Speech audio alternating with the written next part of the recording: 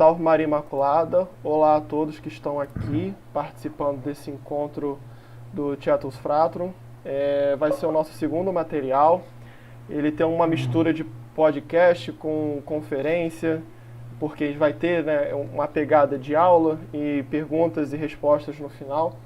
Então vamos fazer essa primeira parte, né, somente a apresentação do próprio Carlos Alberto, a quem eu saúdo aqui. E o assunto de hoje é justamente a hermenêutica da continuidade.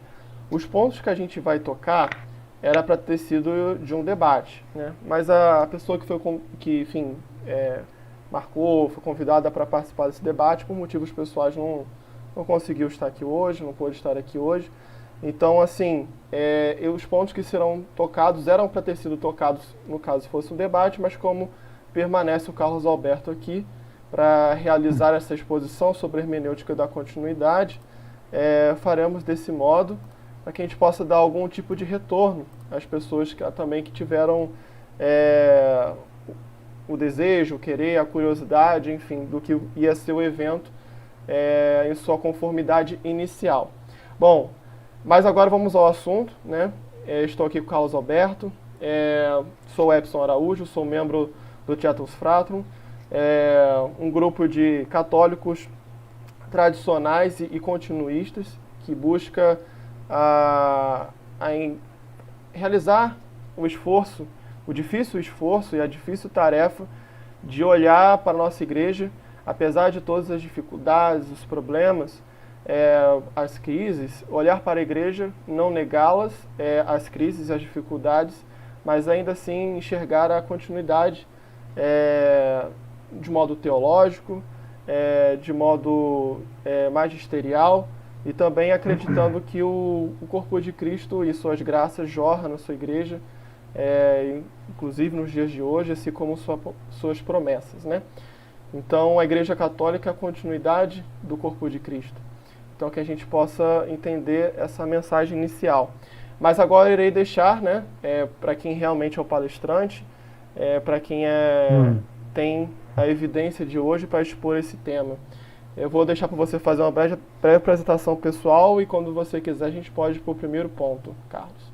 Ok, meu nome é Carlos Alberto, eu sou um tomista, estudioso desses temas também, em relação ao concílio, a hermenêutica da continuidade e outros assuntos relacionados a esses. Há algum tempo já eu venho estudando esses assuntos, desde 2006, na verdade, 2016, melhor dizendo, e recentemente eu comecei de forma mais pública e explícita, a divulgar o meu pensamento em relação a essas questões. São bem importantes para a igreja e que nos dias de hoje causam bastante alvoroço, ânimos à flor da pele, discussões intermináveis e etc.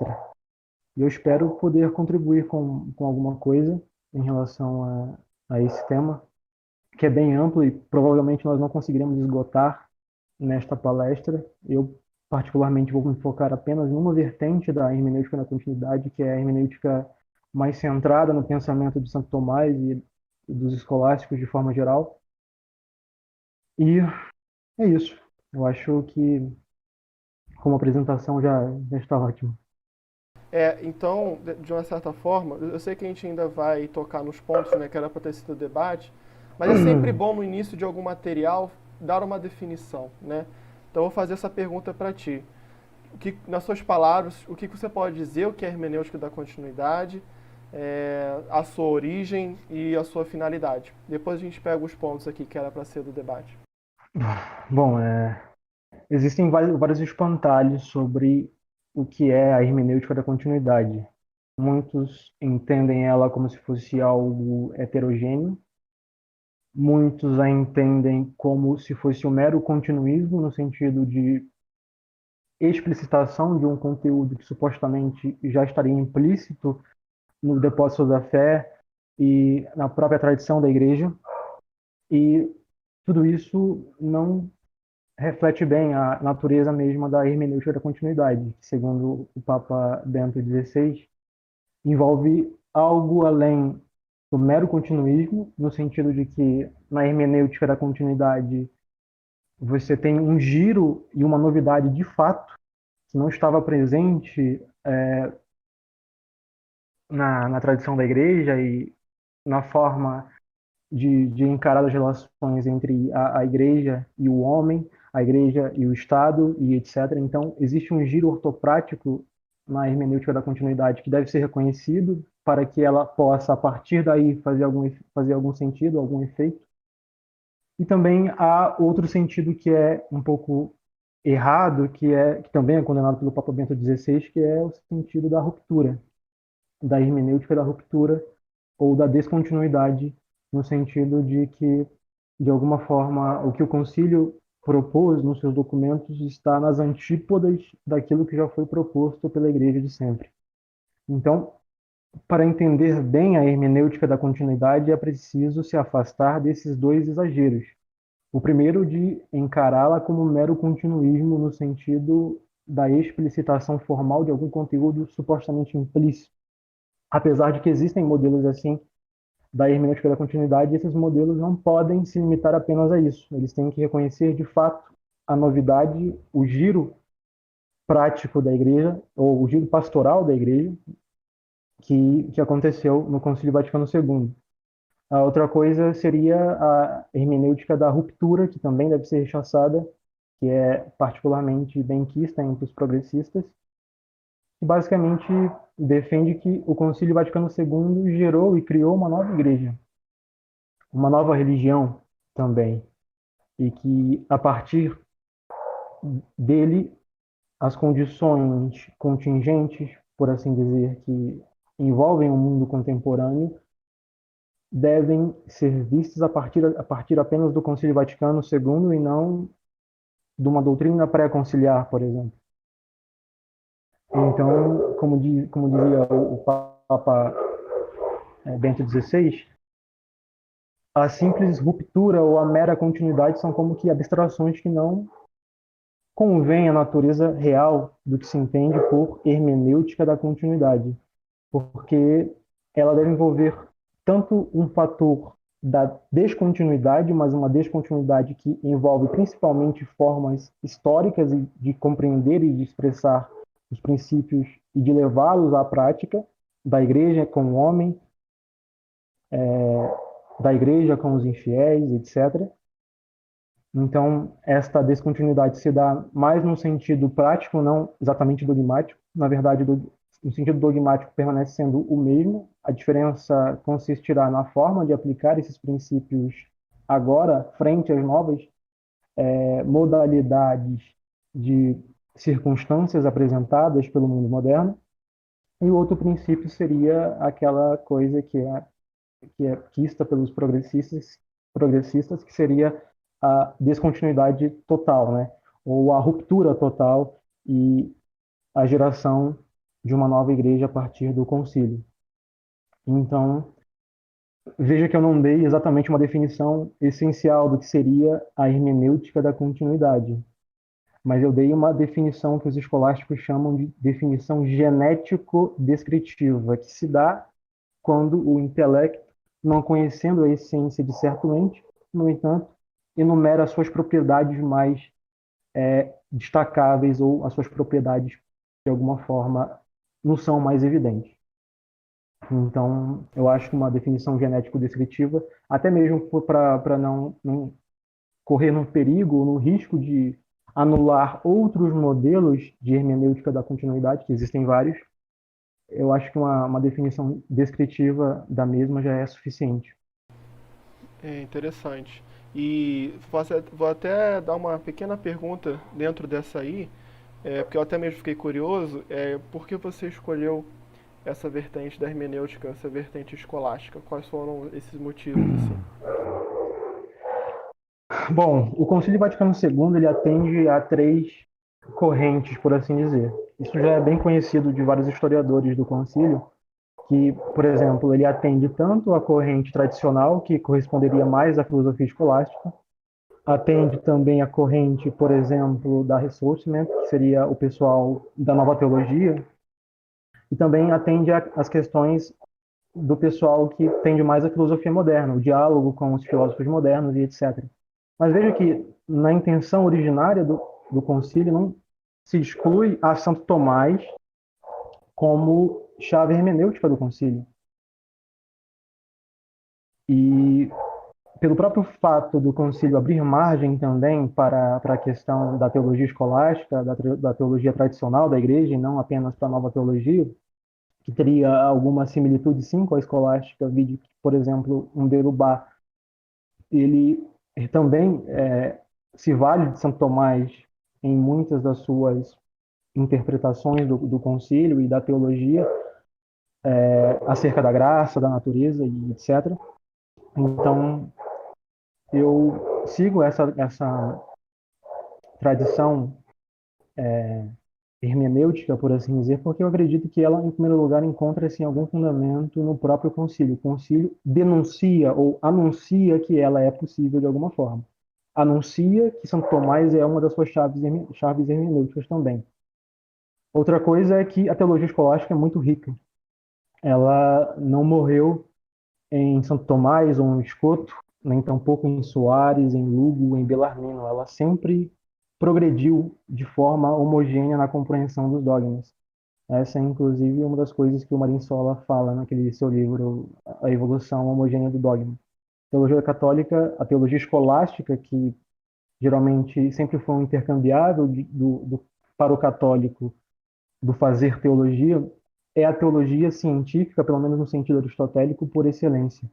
E ela envolve uma tradição de autores que é quase inigualável, tanto em relação, por exemplo, a, sei lá, a teologia patrística, como em relação à teologia nova, que envolve também conquistas de filósofos que não são desta corrente escolástica, né? E eu acho que a escolástica pode nos dar ferramentas essenciais para compreender algumas coisas que aparentemente são insolúveis no Concílio Vaticano II, como nós veremos logo logo. Ela aborda problemas que o concílio muitas vezes repete. E, por coincidência ou não, o concílio também acaba utilizando muitas vezes soluções ou pontos de vista que já estavam contidos nos teólogos escolásticos e que hoje em dia se esquecem. Então, essa retomada dos teólogos escolásticos sobre temas como, por exemplo, o tema da infidelidade, da liberdade religiosa, da comunhão com os hereges, da comunicação com os acatólicos, tudo isso já foi muito bem abordado e tratado pelos escolásticos e nós não podemos ignorar as contribuições, por exemplo, na escola de Santo Tomás, de 7 séculos de tomismo. A escola de Soares também foi muito importante, a de Duns Scott, e nós não podemos ignorar de nenhuma forma as contribuições desses grandes teólogos. Então, é por isso que eu sigo uma vertente mais ligada à teologia escolástica, porque é um modo por excelência de se fazer teologia, pela sua riqueza, por encontrar um esteio também no próprio concílio, por encontrar um esteio também nas declarações posteriores dos papas, João Paulo II, o próprio Papa Bento XVI, enfim. São múltiplas as razões pelas quais eu sigo essa vertente, mas eu acho que nós já podemos ficar por aqui. Eu achei interessante, né, que justamente com essa pergunta para a sua escolha, né, a gente pode entender Sim, sim. vários outros pontos, né, pelo que você mais acredita. Isso também é muito Uhum. com todos nós, né. Bom, então como você falou, né, e pelo que eu já estou sentindo dentro desse programa, é, já está um momento, né, um ponto bem maduro para poder tocar em alguns pontos, né. Você falou que as questões do concílio são bem ricas e tal, e vai ser dificilmente Uhum. fechar tudo, né, dentro de um programa só, mas os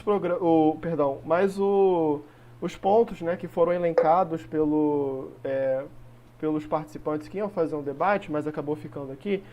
O primeiro ponto o ponto A é autoridade Uhum. magisterial do concílio. Então, usando, né, dessa linhagem dentro da HC, vou chamar assim a partir de agora, hermenêutica da continuidade, como respaldar, como falar sobre esse tema? O que você tem a dizer, Carlos?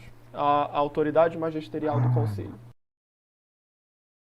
Essa é uma questão bem polêmica, porque isso envolve, entre outras coisas, coisas como, por exemplo, a questão do magistério ordinário e do magistério extraordinário da Igreja.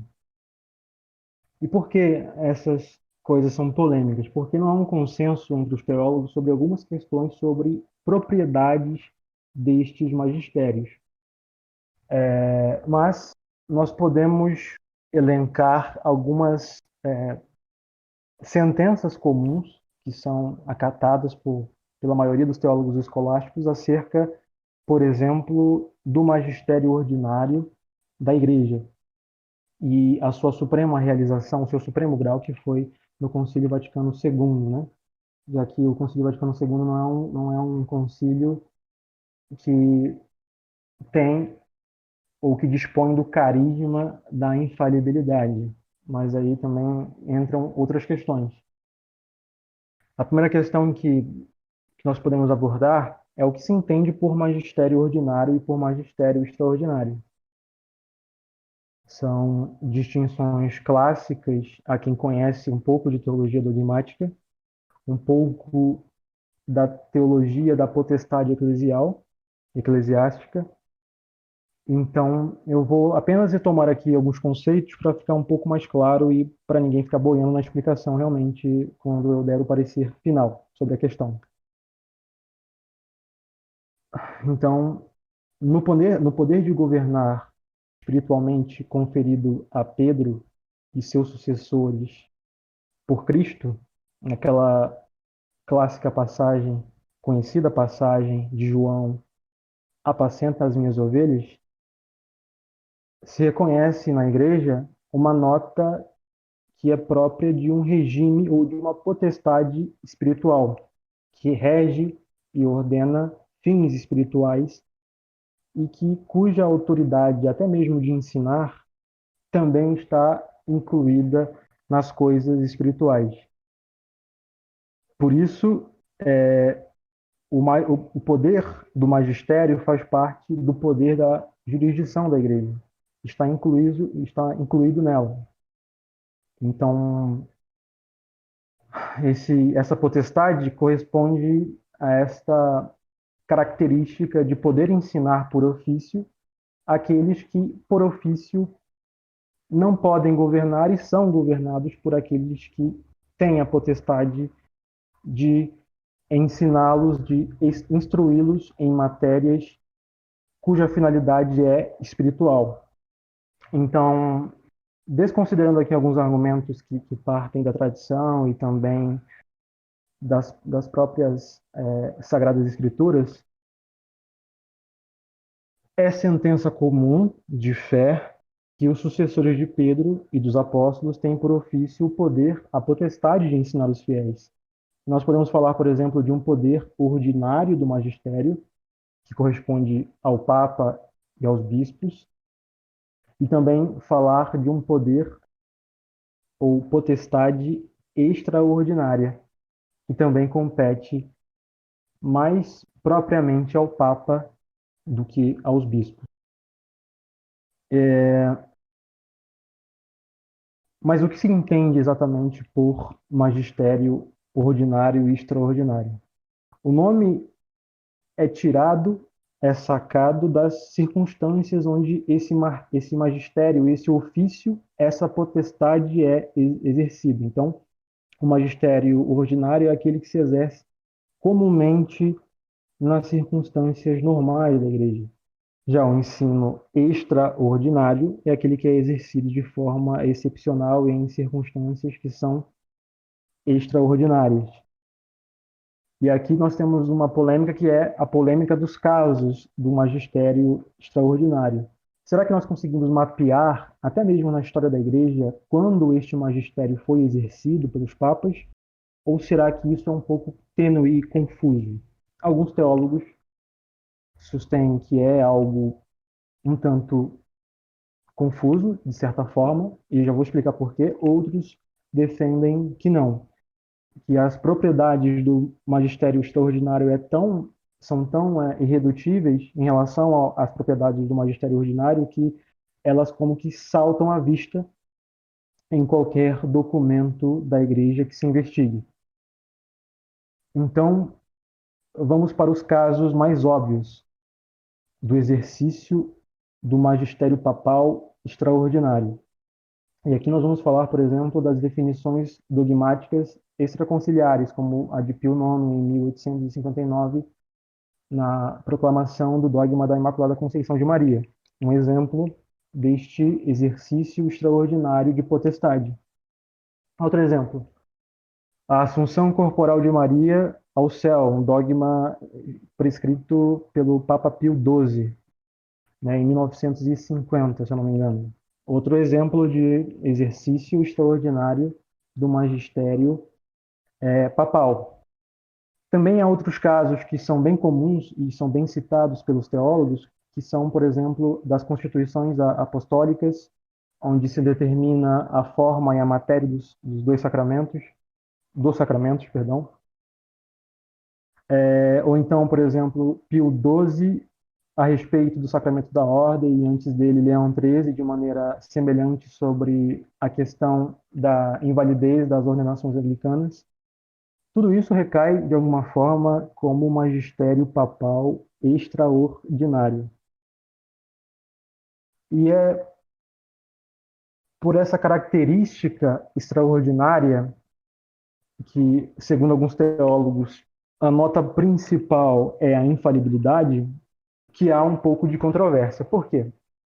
Porque, segundo alguns jesuítas, especialmente, o magistério ordinário ele também pode conter, de alguma forma, a nota da infalibilidade. Vejamos o que foi definido no Concílio Vaticano I, por exemplo, que o Papa é infalível quando fala ex cátedra, ou seja, nos casos de um magistério extraordinário no qual, além de falar como pastor e doutor universal de todos os fiéis, ele quer, da mesma forma, obrigar o assentimento, valendo-se de seu poder supremo. E assim ele define com um juízo peremptório e final a doutrina que deve ser crida ou aceitada, né, pelos fiéis. Só que, por exemplo, teólogos como Bilot, Dublin, Riquet, Fenton, Salaverry, esse último inclusive é bem famoso, eles defendem que pode haver casos onde as, as propriedades de definição e de juízo peremptórios não estão exatamente em ato implícito em alguns documentos. Então pode ser que o Papa, valendo-se do seu magistério ordinário, ele não exatamente explicite a sua intenção formal de defender alguma, ou melhor, de definir alguma doutrina ou algum costume que se deva crer de forma necessária, mas ele pode conter esta intenção ou pode prescrever esta intenção de maneira implícita. Então, neste sentido, o magistério ordinário poderia compreender também esta nota da infalibilidade. E foi uma doutrina muito famosa, especialmente entre os jesuítas. Foi defendida pelo Bilot, como eu falei, pelo Salaverry, dois jesuítas muito famosos. Esse último foi responsável pela parte, por uma das partes da Suma de Teologia Escolástica, né, do século passado. E, em sentido oposto, aparecem também teólogos que defendem a sentença de que o magistério extraordinário e o magistério ordinário seriam entre si irredutíveis. É o que eu chamo de doutrina da irredutibilidade entre os magistérios, que basicamente diz que as propriedades de definição e de juízo peremptório sobre alguma questão de fé ou de costume são exclusivas do magistério extraordinário. Nesse caso, se o Papa, de alguma forma, define ou apresenta a intenção de definir ou de fazer algum juízo peremptório sobre alguma matéria de fé ou de costumes, ele já está ipso facto exercendo o magistério extraordinário. Essa doutrina foi um pouco abandonada, de certa forma, no século passado. Eu me lembro de cabeça, por exemplo, o padre jesuíta Miguel Nicolau, que a defendia, o padre Galiá também a defendia, mas geralmente os outros teólogos, especialmente da Companhia de Jesus, não assumiam essa irredutibilidade entre as propriedades de cada magistério. E assim acreditavam, por exemplo, que a nota da infalibilidade do magistério extraordinário poderia às vezes passar ou poderia às vezes estar compreendida em algum documento, em alguma definição, não exatamente definição, né, mas no sentido implícito, do magistério ordinário. Vamos lá. A outra nota característica do magistério extraordinário seria a nota da universalidade, né? Não, isto é, o Papa não fala como bispo de uma igreja particular, mas como chefe da Igreja Universal. Esta nota também encontra algumas polêmicas, porque existem teólogos que dizem, acho que a maioria, na verdade, acredita que a propriedade da universalidade também é comum ao magistério ordinário, vide, por exemplo, as encíclicas, as alocuções, que podem ser dirigidas a toda a Igreja Universal, onde o Papa não fala como um chefe de uma igreja particular, mas sim como líder e cabeça da Igreja Universal de Cristo. Então, essa doutrina é um pouco mais comum entre os escolásticos, quase ninguém sustém o contrário. E esta nota da universalidade geralmente é decorrente da autoridade apostólica suprema, que demanda, entre outras coisas, a nota da obrigatoriedade de aceitar determinada doutrina proposta. E tal dever de obrigação não é só uma propriedade comum dos casos do magistério extraordinário, mas também pode, e é, de fato, encontrada nos casos do magistério ordinário autêntico, o que também é a doutrina comum entre os teólogos. E também há uma terceira nota que é sacada outra vez da autoridade apostólica suprema, que é um exercício do poder supremo do magistério extraordinário no seu grau mais elevado. E qual seria este grau supremo? É o grau indicado quando a nota ou a definição do magistério versa sobre matéria de fé ou de costumes. E assim o Papa define o que deve ser crido ou o que deve ser feito de forma universal em toda a igreja. Então, isto significa que se trata de uma definição, de um juízo definitivo e reformável, de um juízo peremptório que decide de maneira infalível e perpétua a verdade de certa doutrina. E este caráter definitivo e peremptório do juízo de uma doutrina de fé e de costumes é uma doutrina que também se decorre como uma das características específicas dos atos do magistério extraordinário. Agora, só para citar de forma passageira um pouco dos casos do exercício do magistério ordinário do Papa, né, que são muitos, são bem conhecidos também. Por exemplo, deixa eu ver, as constituições apostólicas são formas de exercício do magistério ordinário da Igreja e do Papa, homilias, discursos, festivais, encíclicas também, apesar de que as encíclicas também podem se valer do exercício do magistério extraordinário, né, mas elas também recaem como sujeitas de uma declaração ou de uma afirmação do magistério ordinário. Então, como eu disse, constituições apostólicas, homilias, festivais, por ocasião de alguma canonização ou discursos de mensagem de rádio, hoje em dia a internet, até mesmo o Twitter, né, que o Papa vive tweetando, podem ser considerados como modos, não no mesmo grau, é claro, de exercício do magistério ordinário. Você não pode comparar, por exemplo, o, o grau autoritativo e normativo de uma encíclica que se vale do magistério ordinário com uma tuitada do Papa, por exemplo. Fazem parte, sim, do magistério ordinário da Igreja, só que versam sobre graus diferentes, até mesmo pelas notas extrínsecas do documento ou da ocasião da mensagem de que o Romano Pontífice se vale. E isso também é muito importante. Agora que eu já fiz uma exposição quase que realmente preambular sobre esse assunto, tocando em algumas polêmicas, algumas coisas que são certas entre os teólogos e outras coisas que não são tão certas assim, nós podemos finalmente ir para a questão da autoridade magisterial do Vaticano II. E aqui eu vou recorrer ao procedimento do jesuíta Daniel Iturriós, que escreveu um artigo chamado A Autoridade Doutrinal das Constituições e Decretos do Concílio Vaticano II. É um artigo excelente, inclusive.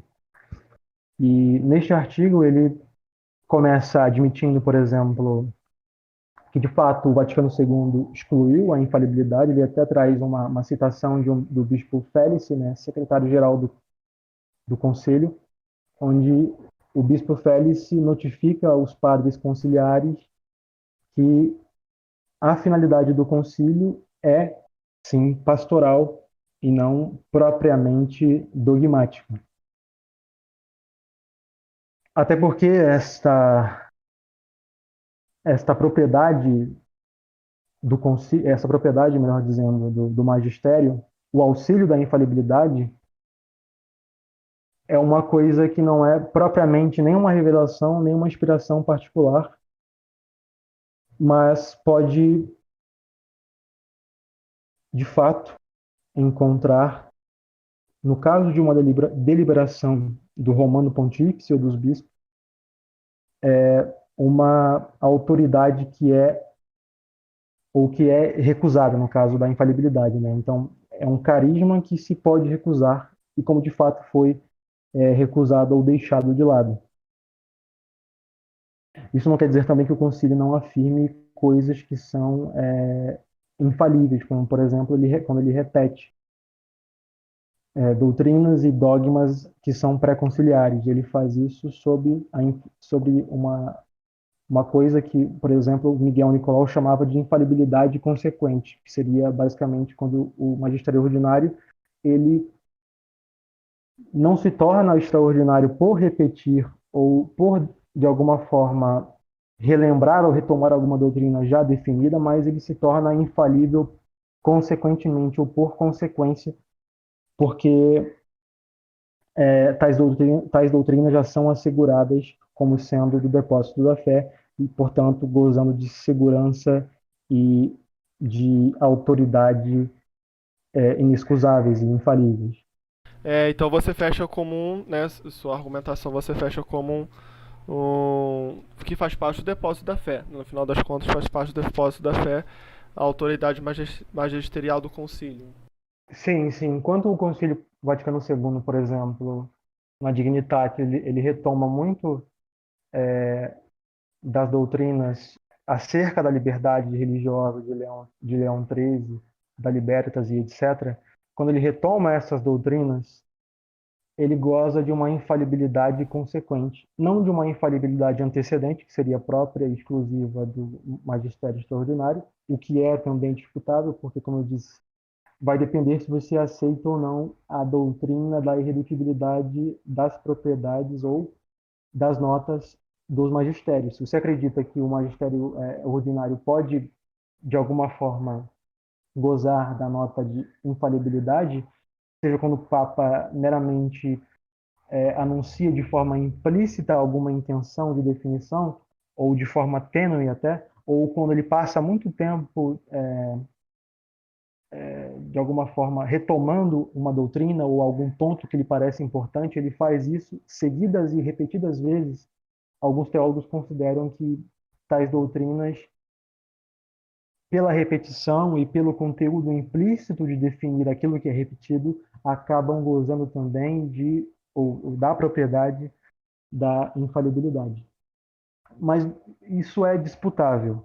Mas o que não é disputável é que o Concílio Vaticano II, pelo menos quando repete, ele goza da infalibilidade consequente, que é uma das teses que o padre Miguel Nicolau defende, né? Mas que é também comum a outros teólogos, mas não com esse vocabulário que ele coloca. Então tá destrinchado nessa dinâmica, pelo menos nessa parte que resguarda o concílio. Então, Sim, aí sim, você sim. já foi levantando um pouco, né, sobre a questão dos pontos polêmicos. Então a gente vai para o ponto B, então, do que seria do debate, que seriam os possíveis pontos de ruptura. Aquilo que talvez possa ser mais difícil, mais Aham. complicado defender, ou pelo menos achar, né, encontrar teologicamente o respaldo, apesar de tudo. Que o primeiro Aham. ponto é o ecumenismo conciliar e o diálogo interreligioso, né, motivo de bastante Ok. polêmica e confusão. E o segundo ponto, dentro, né, dessa questão B, que é a liberdade religiosa e o tema da dignidade humana. Você até deu uma pequena adiantada, né? Mas Sim, sim. vamos agora falar isso com mais. Se você vai falar isso com mais profundidade.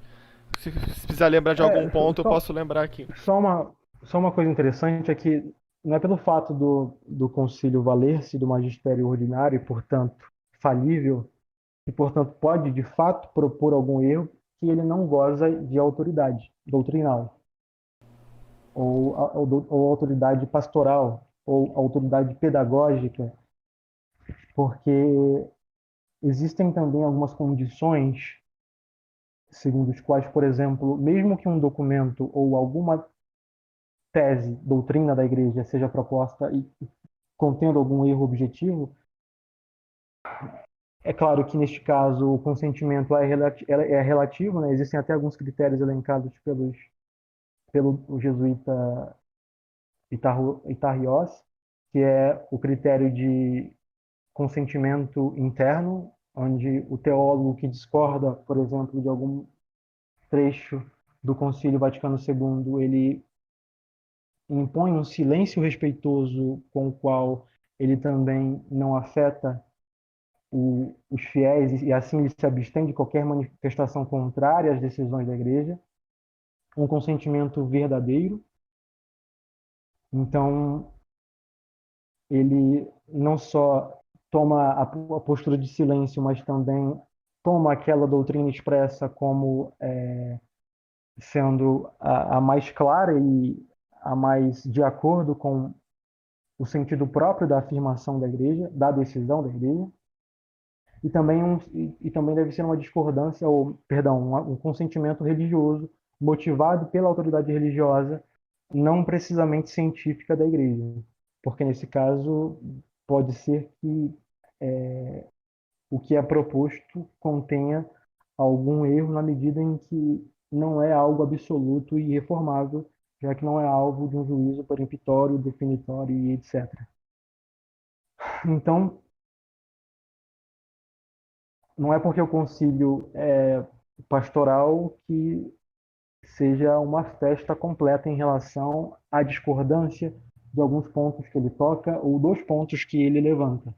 É admitido pelos teólogos que aqueles homens competentes que são capazes de analisar as questões propostas pela igreja podem sim discordar, mantendo aí algum critério que até foi renovado, se eu não me engano, foi matizado, melhor dizendo, pela Donum Veritatis de 1990, onde se prescrevem algumas condutas frente a alguma discordância sobre o concílio, como se esforçar a compreender o ensino magisterial nas suas razões e motivos, fazer conhecer às autoridades magisteriais as dificuldades que aquele ensinamento em si pode suscitar, critérios que são negativos, como não recorrer a meios de comunicação, não fazer de alguma forma algo que seja extravagante ou que suscite uma polêmica que é de um teólogo para meios que são, por exemplo, acessados por leigos, estar disposto a examinar com maior profundidade o problema, sofrer em silêncio e oração e ter a certeza de que a verdade, ter a certeza de que se a verdade está em perigo, ela acabará sendo imposta, até mesmo pela segurança que dá o Espírito Santo ao bem comum da igreja, ao bem sobrenatural comum da igreja como corpo moral ou como um super corpo moral, já que a igreja, diferente de corpos morais como a sociedade, está ordenada para um fim que não é político, um fim que é transpolítico, que é o mesmo Deus, que é o fim último do homem, né? E o que mais que a gente pode falar sobre isso?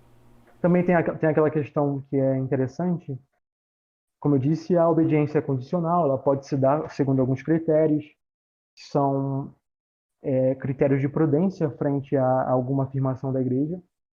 Não é como se fosse uma zorra total. Uhum. Obedece-se algumas coisas, alguns procedimentos antes de se discordar publicamente, por exemplo. E há uma tese que é interessante, que às vezes é muito esquecida nesses debates, que é a doutrina da potestade de jurisdição e a sua garantia antecedente. Essa doutrina diz, e ela é acatada por todos os teólogos, por Bellarmino, por Bilois, por Gonnet, pelos escotistas como Gabriel Bovan, Francisco Velázquez, como Bartolomeu Mastrio, nos jesuítas por Soares, por Molina, por Vasques, nos dominicanos por Melchor Cano, por Caetano, enfim, por vários escolásticos de diferentes ordens, de que, por exemplo, a igreja e a sua autoridade, ela ela atinge os atos do entendimento não só por meio da verdade, isto é, ela não só obriga o entendimento a sentir pela verdade, mas também por meio do império e da autoridade.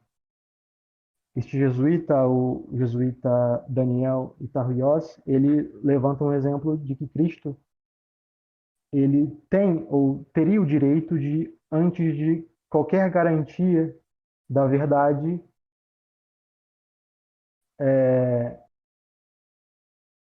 de que os homens reconhecessem a sua dignidade. Antes de qualquer condição que garantisse a verdade de que, por exemplo, ele é o filho de Deus e etc. Ele tinha esta potestade. E da mesma forma, essa potestade autoritativa e também imperiosa, jurídica, também atinge e é participada de Cristo aos apóstolos e dos apóstolos para os seus sucessores, e assim também para a igreja, para o Papa e para os bispos. Apesar de que isto se dá especialmente ao Romano Pontífice, né? De que é a segurança disciplinar da igreja em relação a doutrinas de fé e de costumes e também a doutrinas anexas à fé e a costumes, porque se admite que a igreja é indefectível por participação em relação, por exemplo, a tudo que atinge diretamente à fé e costumes, também o que é anexo a isto também pode prejudicar o bem comum, o bem sobrenatural e a vida da igreja, é por isso que é inconveniente que o Espírito Santo permitisse que, em matérias anexas à fé e costumes, pudesse se dar uma defecção total, um desvio total que levaria muitas almas à perdição. Então, como isto é inconveniente, como isto seria um atestado de que o inferno de fato prevaleceu contra a igreja, a maioria dos teólogos reconhece que essa possibilidade da igreja, de alguma forma, defeccionar em matérias de fé e de moral, de matérias de fé e de costumes, e também matérias anexas a estas, é uma possibilidade que não se concretiza e nem se concretizará na história da igreja. Então, isso também é muito importante. É uma teoria, uma doutrina que é resgatada por esse jesuíta, que infelizmente é bastante esquecida nos nossos meios, que é a doutrina da segurança disciplinar da igreja, que é basicamente uma segurança participada da própria indefecção da igreja sobre matéria de fé e de costumes. Então isso já retrataria, é, apesar, né, de alguns acontecimentos, né, que muitos, né, vêm criticar e tal, não pode haver, né, baseado nessa doutrina, não poderia haver esse tipo de contradição ao extremo, né, a ponto de Sim, denegrir a fé, né, de um certo modo. Eu só quero sim. perguntar se você se sente já, é, desse ponto B, né, sobre o comunismo conciliar, o diálogo interreligioso, enfim, a liberdade religiosa, e o tema da dignidade humana, se você já Sim. sente que já respondeu tudo que tinha para responder, ou se dá até para ir para o É, terceiro ponto.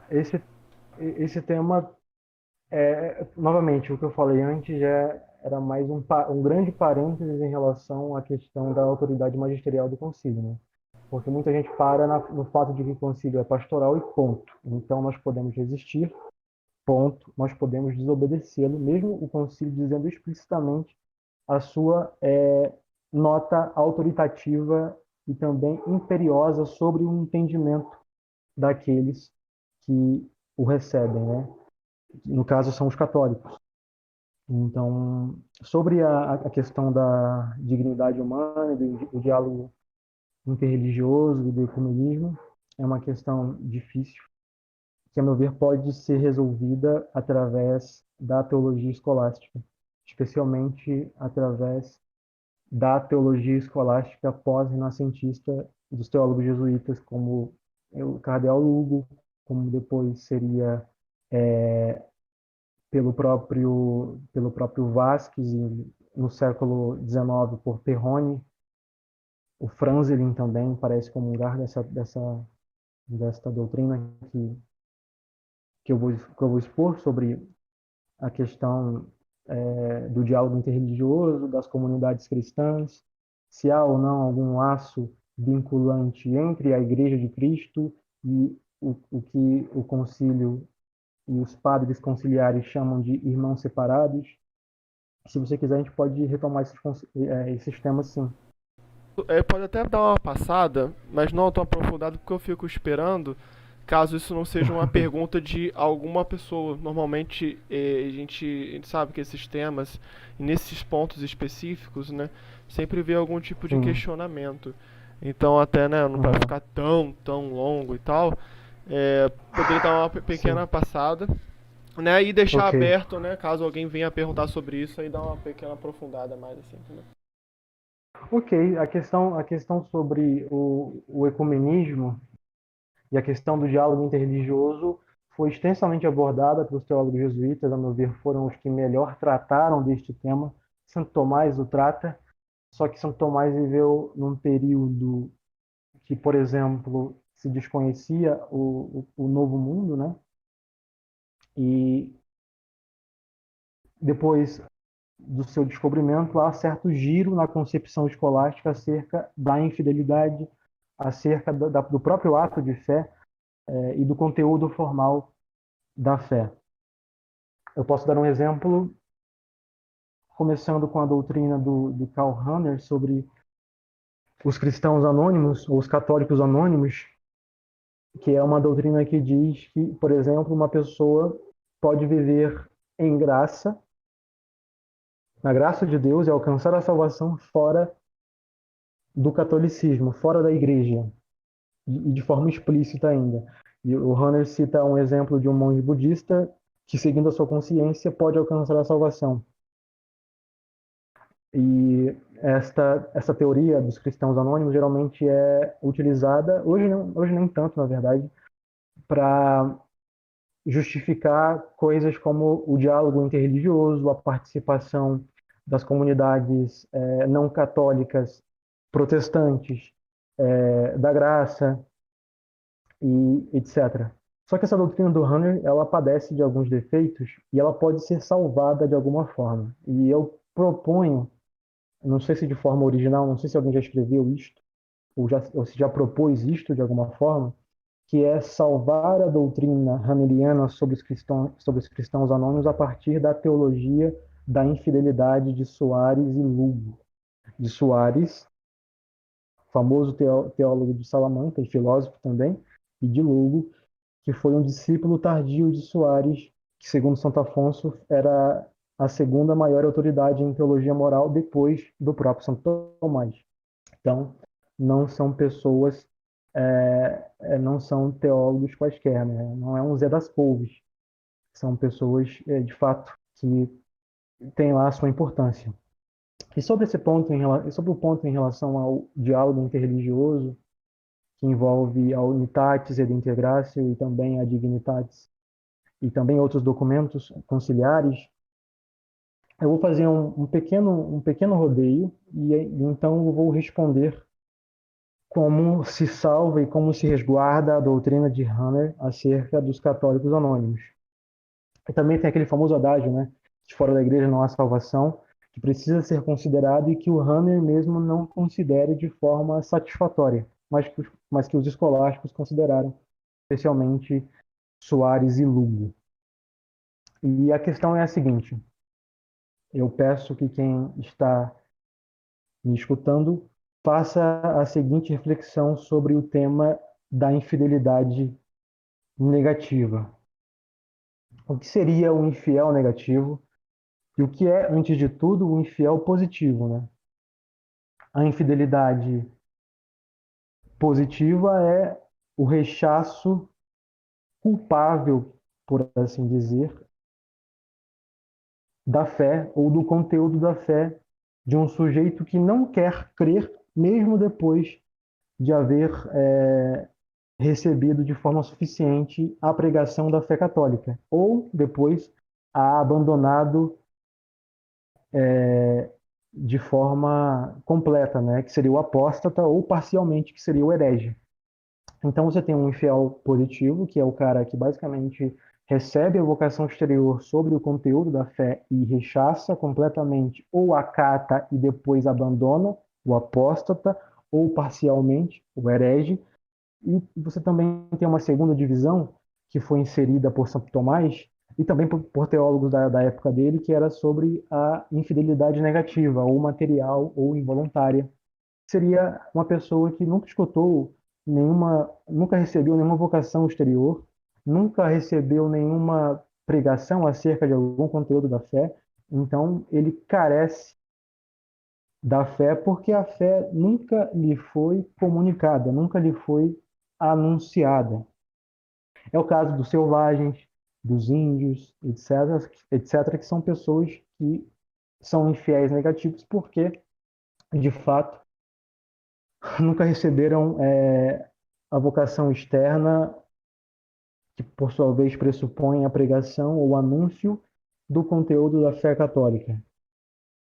E é evidente que os infiéis, tanto positivos como negativos, eles recebem graças suficientes, isto é, recebem graças que os torna aptos a operar de forma sobrenatural e assim alcançar fins igualmente sobrenaturais e até mesmo receber a fé como consequência, né? A fé seria, segundo alguns teólogos escolásticos, a primeira graça. Enfim. E sobre os infiéis negativos, você tem um giro na escolástica pós-renascentista na compreensão deles, como eu falei, com a descoberta do Novo Mundo.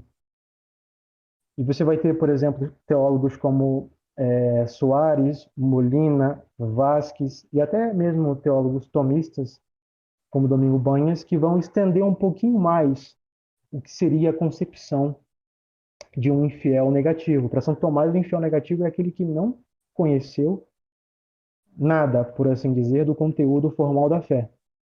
E para ele até diz que se este infiel negativo fazer tudo aquilo que tudo aquilo que lhe convém fazer pelas suas forças naturais, no fim ele vai receber alguma vocação, mesmo que seja uma vocação interior, né? Que poderia ser uma promoção física, enfim, não necessariamente algum conhecimento proposicional sobre a fé, mas alguma incitação posterior à prática de algum bem de ordem sobrenatural.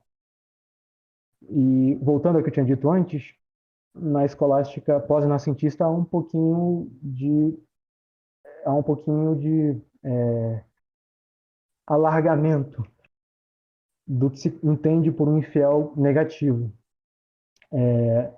Soares mesmo, no Defid, ele faz uma classificação tripla do que seria a infidelidade. O infiel negativo poderia ser não só aquele que nunca recebeu uma vocação sobre o conteúdo da fé, como aquele que recebeu, mas que depois a rechaçou, porque a fé, neste caso, não lhe foi suficientemente pregada. Então, você teria o infiel positivo, simplíter, que é aquele que recebeu a fé, recebeu a vocação para a fé, recebeu a pregação do conteúdo formal da fé, mas rechaça de forma positiva, de forma deliberativa, não quer crer, mesmo depois de haver recebido o conteúdo formal da fé.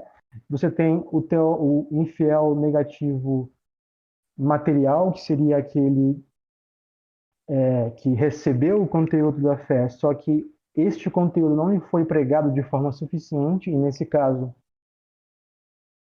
este infiel ele ainda se encontra inculpado, já que a pregação não lhe foi suficientemente pregada, ele não está obrigado a aderir o conteúdo formal que não o convenceu de forma suficiente, porque não lhe foi pregado da maneira adequada. E você tem um infiel negativo de que fala São Tomás, que é aquele que nunca recebeu nenhuma pregação acerca da fé.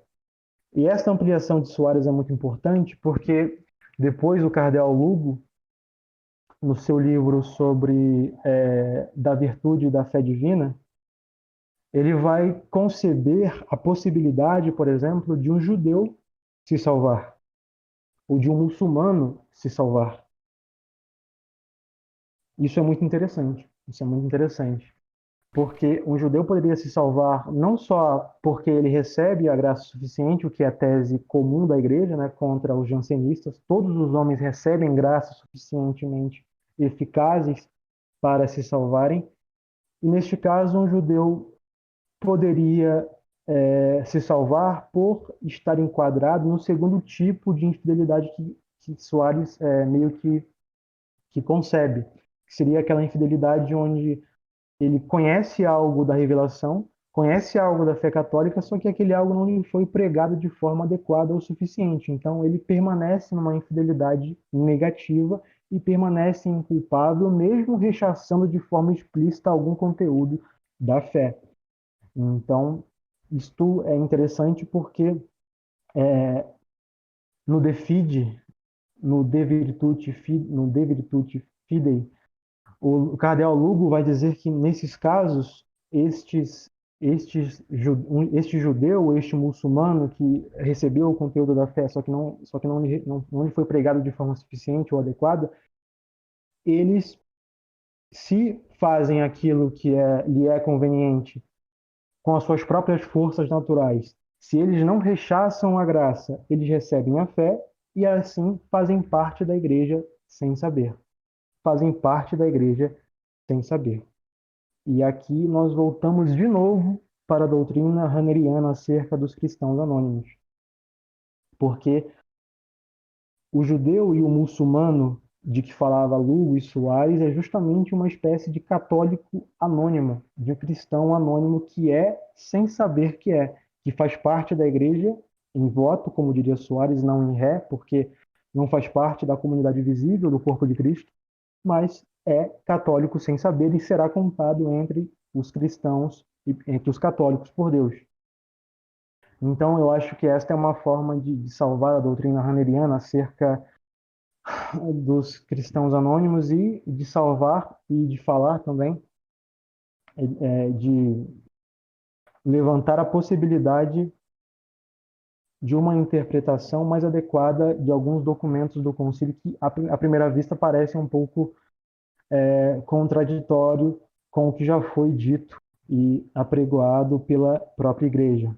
E, enfim, esse tema é muito extenso ainda, porque eu teria que explicar como eles podem, mesmo rechaçando algum conteúdo explícito da fé, ainda estarem abertos à recepção de graças suficientes e, assim, à recepção da fé teologal e, portanto, da própria salvação.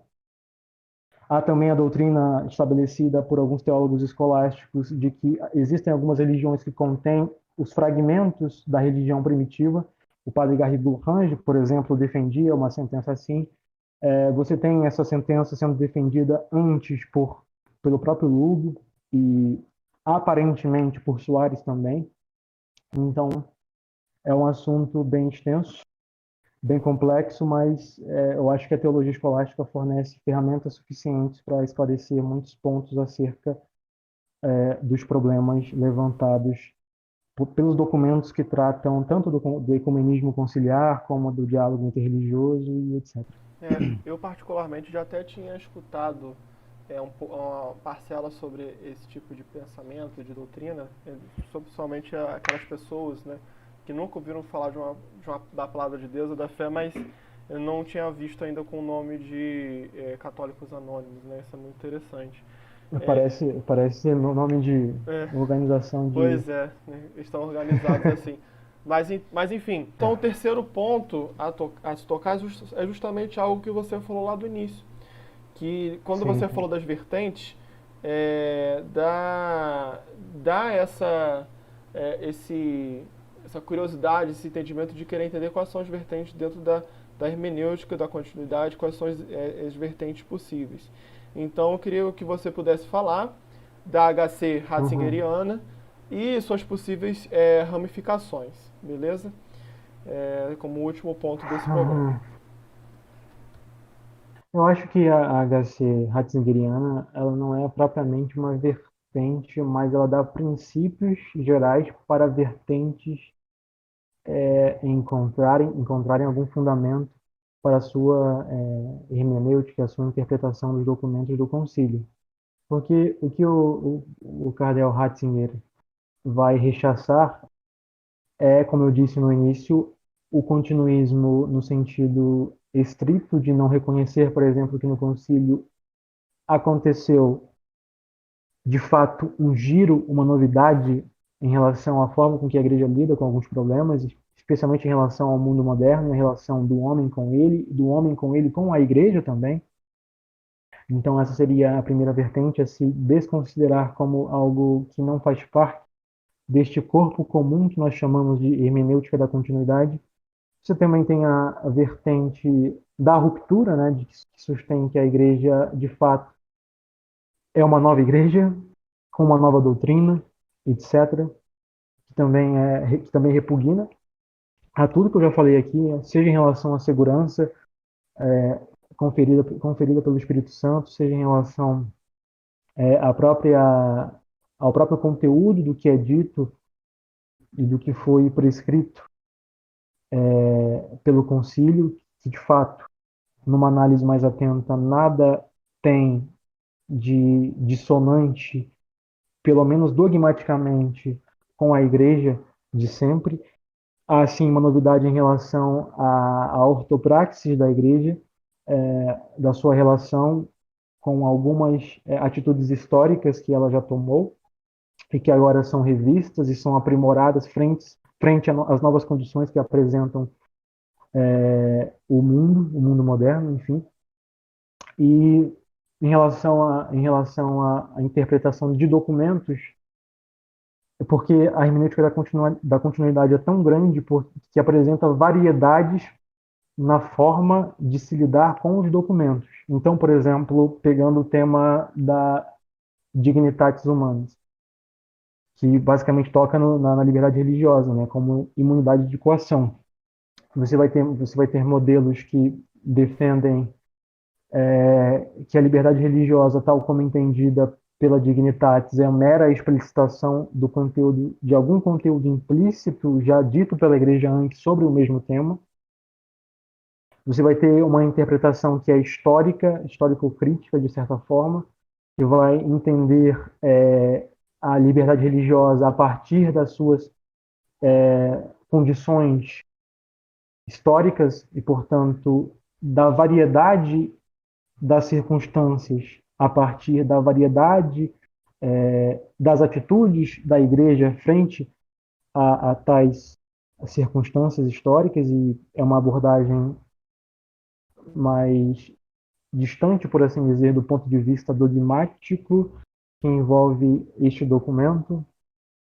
Você tem interpretações que buscam conciliar tanto o ponto de vista histórico como o ponto de vista dogmático, como o ponto de vista da inovação em relação à atitude da igreja frente a algumas questões sobre o homem, enfim, como eu já disse. E entre essa miríade de interpretações, você tem influências da Nova Velha Teologia, do Delubá, do Congar, do Baltazar, do próprio Ratzinger enquanto cardeal, enquanto teólogo privado, enfim, também enquanto papa, de certa forma. A Nova Teologia não é algo tão homogêneo como muita gente pensa, nem todos são modernistas, como muita gente pensa. Há, inclusive, tomistas na Nova Teologia, como Delubá, como eu citei no início. É certo que o padre Garrigou Lafrange disputou e condenou, entre aspas, o método desta nova teologia por considerar que o retorno às fontes já era algo, de certa forma, que já acontecia dentro do escopo escolástico e de que a teologia escolástica por si já era suficiente frente a alguns problemas, como, por exemplo, o próprio problema da salvação, o problema da graça e da natureza, etc, e etc. Então, ele defendia a suficiência da autoridade e da metodologia escolástica, especialmente da escolástica atomista, né? Você tem setores que são mais próximos de uma teologia moderna, não exatamente modernista, que isso também, em parte, é sacado pela nova teologia, né, que busca influências na fenomenologia. Eu acho que eu comentei um pouco sobre a Edith Stein, né, que ela busca mesclar tanto influências do Russell, como de Scoto, como do próprio Santo Tomás, como de Soares. Você tem o próprio Papa João Paulo II, que ele tem uma própria forma de entender algumas questões escolásticas, como o tema da pessoa humana, da dignidade humana, o tema do suposto humano enquanto perfeição transcendental, que é algo que ele também considera na sua fenomenologia. Você vai ter teólogos como Delubá que terão uma pegada um pouco mais próxima do retorno às fontes, só que aplicado, neste caso, à teologia escolástica. Então, o Delubá ele vai tentar entender Santo Tomás por ele mesmo e não pela lente dos seus principais comentadores, e ele pega isso muito pela influência gilsoniana no seu pensamento. Tanto Gilson como Delubá eram amigos. O Cornélio Fábio também vai mais ou menos nessa vertente, só que ele também tem lá influências de outros pensadores, como o próprio Hegel, na questão do ser, o próprio Heidegger, enfim. Você vai ter pensadores como Leonardo Polo, que vão considerar o tema da liberdade num sentido completamente novo, por certo ângulo, da liberdade como perfeição transcendental, e é algo que o Poeles também vai retomar em alguma medida. Você vai ter o Maritain, tão odiado Maritain, e o seu humanismo integral também tão odiado hoje em dia, em relação à dignidade da pessoa humana, a forma de se entender tal dignidade, que é algo que sempre foi tema de disputa entre os escolásticos. Por exemplo, existe uma concepção de pessoa e da dignidade da pessoa que nós poderíamos dizer que é escotista, nós poderíamos dizer que há uma concepção da pessoa humana que é suarista, há uma concepção que é do cardeal Caetano, e na escola tomista também há a posição de João Caprelo, e o Maritain ele vai meio que se excluir nesta querela escolástica, adicionando algumas coisas, alguns elementos da filosofia moderna, como o tema do comunitarismo versus o personalismo político.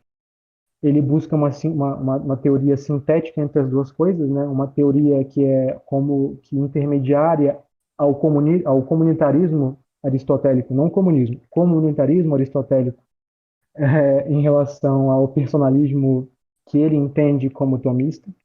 Ele vai assumir a tese, por exemplo, da primazia do bem comum sobre os bens particulares, que é comum aos aristotélicos, mas ele vai assumir certa primazia do indivíduo para perseguir os seus fins particulares sobre a unidade e a finalidade comum da sociedade, da polis, né?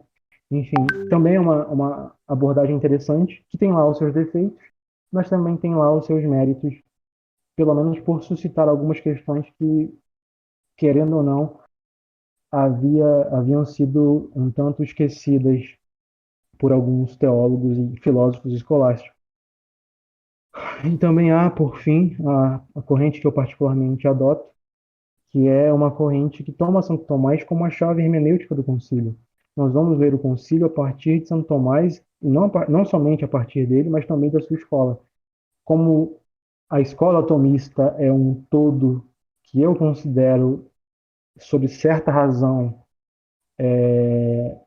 homogêneo, então nós podemos sim entender algumas questões a partir desse todo homogêneo que pode sim fornecer ferramentas metodológicas, ferramentas hermenêuticas interpretativas para, frente a alguns documentos que são realmente difíceis de se interpretar, nós conseguimos uma visão que é, de fato, continuista no Uhum. sentido dogmático, mas que envolve também uma novidade no sentido histórico. É certo, então.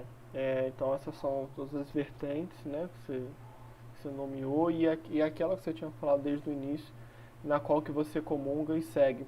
Então a gente está praticamente pronto, né, para encerrar esse programa.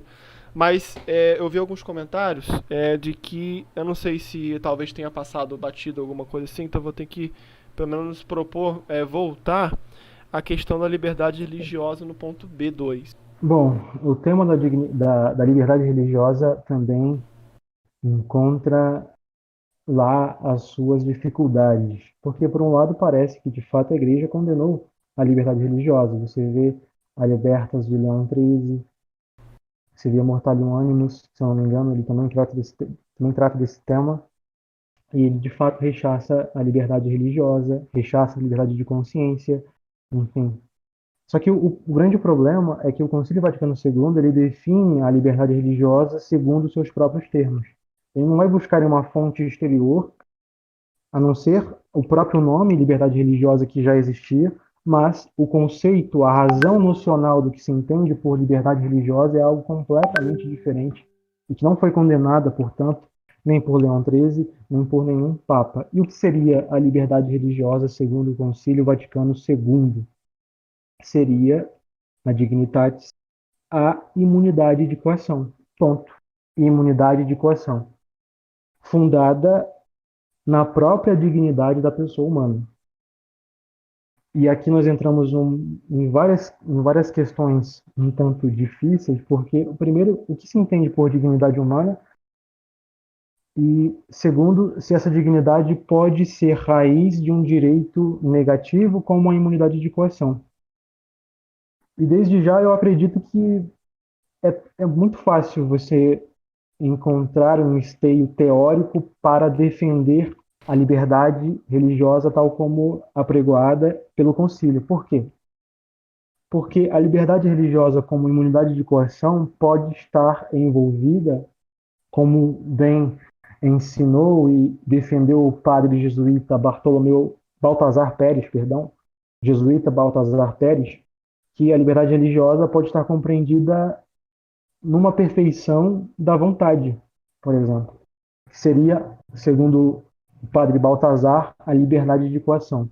A liberdade de coação é uma das divisões que se fazem, divisões escolásticas que se fazem da liberdade, você tem a liberdade de contradição, a liberdade de contrariedade e a liberdade de especificação.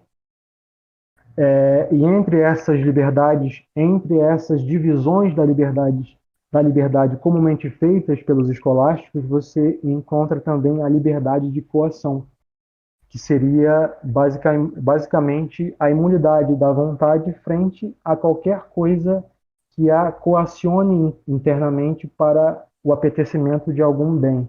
Isto é impossível. Ninguém consegue coacionar a vontade de forma interna para que ela apeteça mais este bem do que aquele bem. Isto é impossível até mesmo para Deus, segundo São Tomás. Nem mesmo Deus pode fazer isso, porque se fizesse, estaria contrariando a própria natureza daquilo que ele criou, né? Que seria a perfeição, que é a vontade.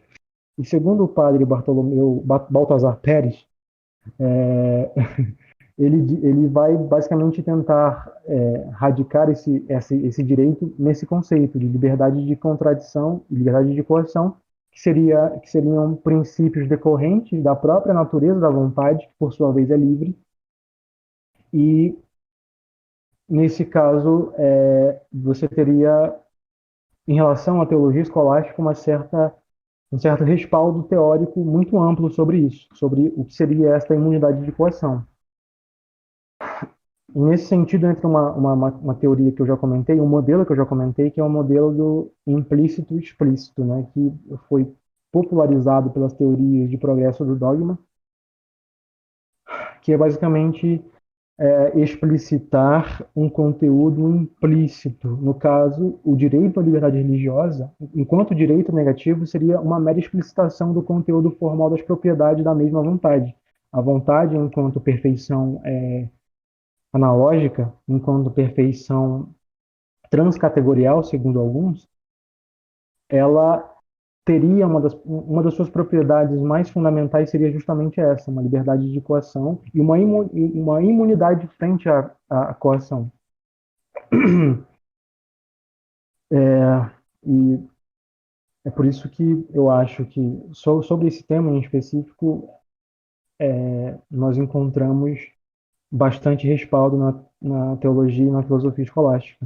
Sobre a dignidade humana também, a dignidade humana enquanto perfeição radical do homem, decorrente da sua natureza, que não é corrompida nem com o pecado, segundo São Tomás, na prima secunda e da Suma Teológica, essa dignidade pode se infundar este direito, enquanto é uma perfeição e que permanece no homem e que é diferente, por exemplo, da dignidade formal que é comentada por Leão XIII na Libertas, que pode decair. A liberdade radical não decai, mas a liberdade formal pode decair, dependendo do exercício da liberdade que um sujeito dá. Então, se um sujeito é virtuoso, ele tem uma dignidade formal decaída em relação ao sujeito que pratica o bem, né? No caso, um sujeito que é vicioso em relação a um sujeito que pratica o bem. Enfim, é uma questão bem interessante também. Eu acho que não há nenhuma espécie de ruptura nela. Entendi.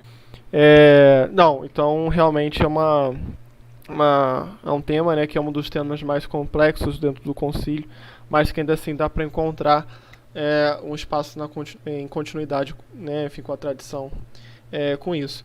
Então, assim, agora eu vou finalizar realmente o programa, que é a parte, né, da primeira parte, assim, que é a parte que o Carlos fala mais sobre o tema, né, todos os pontos que eram para ter sido dentro do debate. E nessa segunda parte, vamos abrir para as perguntas, beleza? Então, vou encerrar aqui nesse primeiro arquivo todo esse material, todo esse áudio que foi falado até então. E só vou fechar o programa e até a próxima parte.